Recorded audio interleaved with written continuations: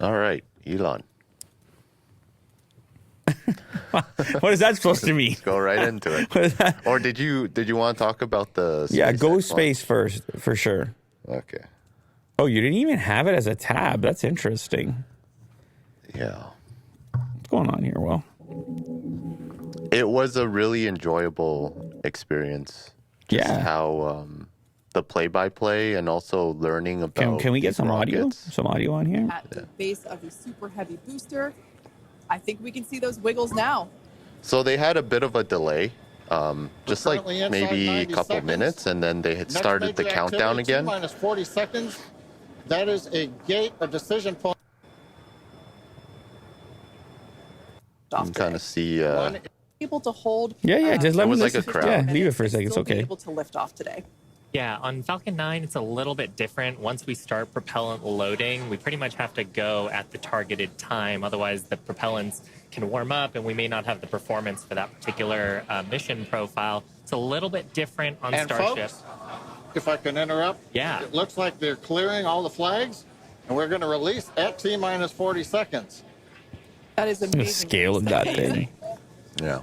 Team working quickly. This through the rocket issues will on take us first to and second Mars. stages.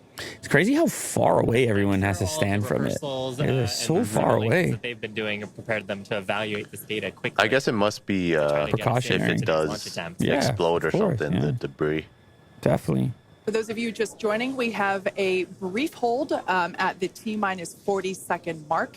The team is resolving. It's so frantic. A launch? On the stage 2 Raptors. Yeah. You just hear the voices and the updates and working that, and it looks like the. they're cheering. They got 10 seconds to lift off. Oh, so much work. So much work.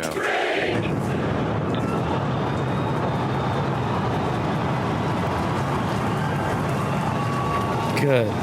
Look at the power. Full screen it. Full screen it, Will.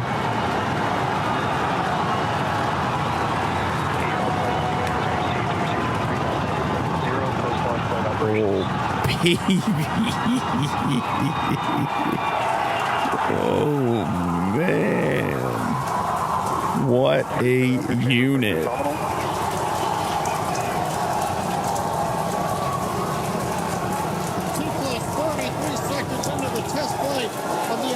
Starship vehicle, tower cleared, we're into pitch over.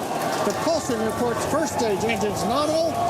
500 kilometers an hour. Look at it still. Look at it gaining. Oh, there we go. Chilling out. Nope. Picking back up. 600 kilometers an hour. Here we go.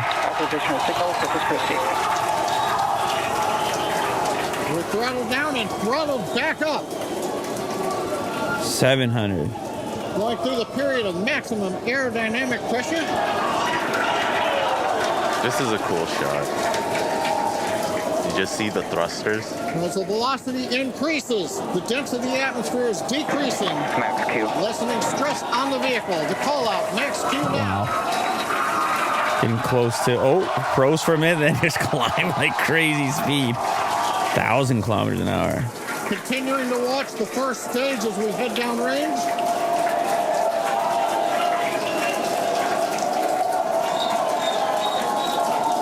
100 seconds into flight.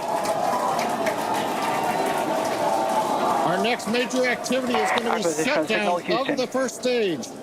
Houston Tracking Station now acquiring the vehicle. With shutdown, we will get separation of Starship from Super Heavy and ignition of the Starship. 2 straight minutes of applause. It is so pumped. We light up 6 engines in a staggered sequence. Almost 2,000 kilometers an hour traveling now. Almost 6.5 minutes. Crazy how it continues to gain speed so rapidly. Views of the Raptor engines on the second stage as we prepare for stage How separation. 30 kilometers After at stage this point. separation, the first stage will flip and begin a boost back maneuver for landing. It is weirdly emotional launching something. I would imagine so, yeah. Or even us like seeing it. There's a weird emotion. To fly. 2 minutes 40 seconds. Let's get ready for main engine cutoff. I'm alive, Will. You feel good. Oh, okay, it's slowing down now. Here we go. Main engine cut off. Flip for stage separation. Stage separation coming up.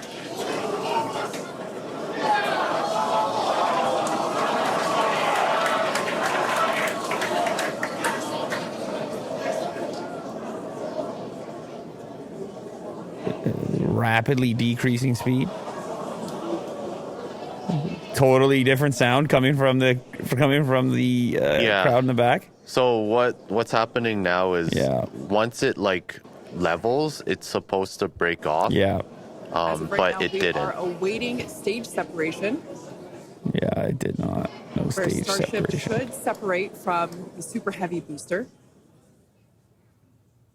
Oh, it's so quiet now. Yeah, Kate, right now it looks like we saw the start of the flip, but obviously we're seeing from the ground cameras the entire Starship stack continuing to rotate. We should have had separation by now. Obviously, this is does not appear to be a nominal situation. Yeah, it does It's appear not to be nominal. spinning, but I do want to remind everyone that everything after clearing the tower was icing on the cake. Pure optimism. You can't go wrong with that.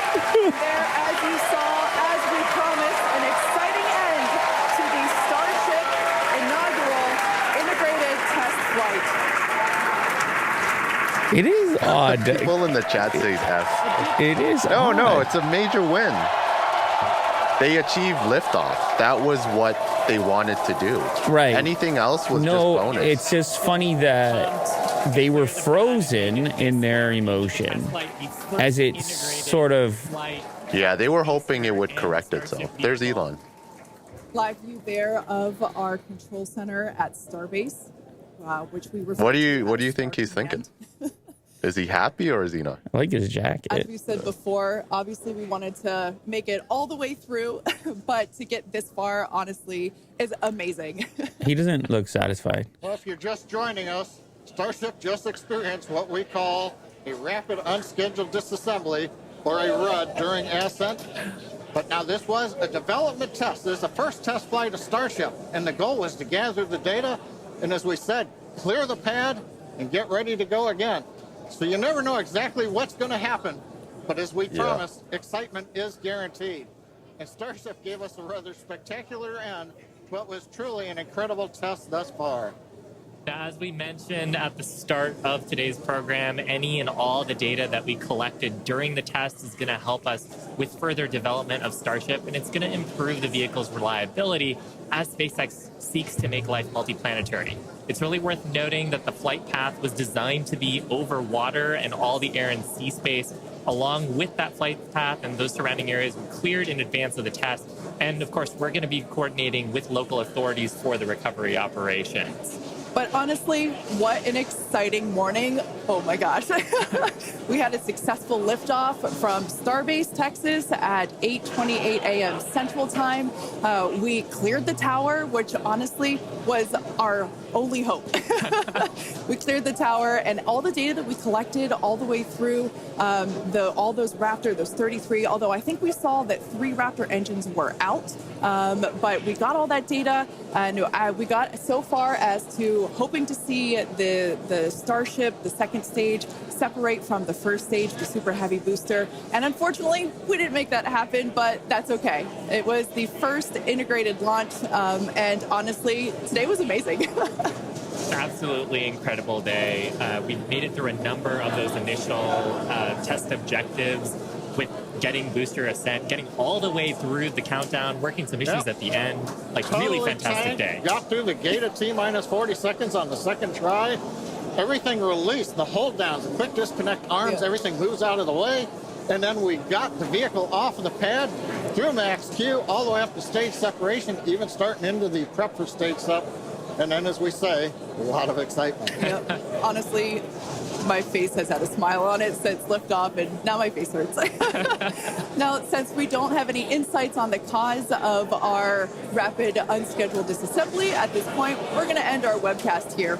Teams will continue to review the data and work toward our next flight test. But before we go, a big congrats to the entire SpaceX team on an exciting first integrated flight test of Starship. And of course, a shout out to our viewers. We appreciate you joining us. And as always, we thank you for your interest in Starship, SpaceX, and your ongoing support. Till next time. Wow.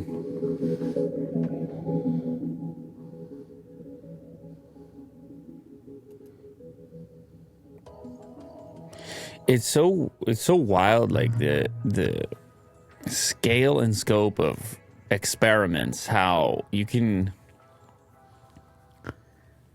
get to the point that you're just launching like hours and hours of research and work and money and that you're so confident in your mission that you can applaud those like sort of seemingly small gains given the scale of the experiment. Mm-hmm. Like, we got the data. We just want to get out of we just want to get the initial part of the launch. Everything else is a bonus. And you're like, look at that contraption. Are you in awe? The scope, I think it might be a little bit of awe. Yeah. I think it might be a little bit of awe. And I think awe is above all else, but it's just so limited in availability and seemingly increasingly so access to awe and people optimistic enough to attempt to produce it. But it just goes to show you, man, it is baby steps over here. Yeah. It says it's incredible stuff. I mean, Elon comes on, he says, congrats to SpaceX on an exciting test launch of Starship. Learned a lot for next test launch in a few months. And what more can you say? It's each one of these things is a step. The size of each step, you're not knowing going into it. You're not certain. And so you have to kind of constantly just chill your expectations. And be patient. Yeah, not hope that, or not even bother with a particular expectation. I mean, knowing that you've done as much as you can for a particular test, but also understanding that it's a test. Being comfortable testing, being comfortable failing frequently. And knowing so many people were involved for this one singular project. It is some staggering, funny emotional feelings, unexpected, creep up on you. You just see it launch, and you're like, damn, dude. There's a sparkle in your eye. Well, space is so big. We're so small. And it gives perspective. It is a wild feeling. It's hard to know what it means. Like, it's hard to process it, but it does offer an immediate reflection on the scale of things. And our whatever our significance or insignificance happens to be. Yeah, and it's important to be with the journey itself. And to kind of maybe promote this kind of stuff, because it helps understand where humanity's at this point.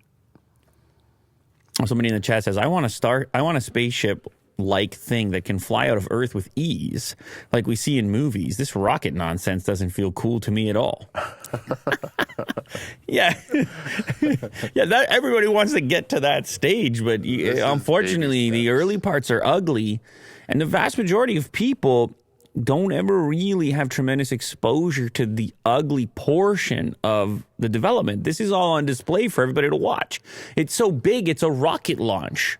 Everyone's going to watch, except these experiments happen in real life, in public eye. A lot of the products and things that we interact with, we do so once it's finished, once the ugly is all gone. Mm-hmm. And in this case, we have been exposed, granted the opportunity to also see the ugly. And to me, it's not really ugly. It's just more what I mean to say the unfinished thing. Yeah. I actually find the access to be exciting. And it's always work in progress. Maybe one day you have this fancy ship that moves you around without all the big combustion and so forth. But that ain't right now, my friend.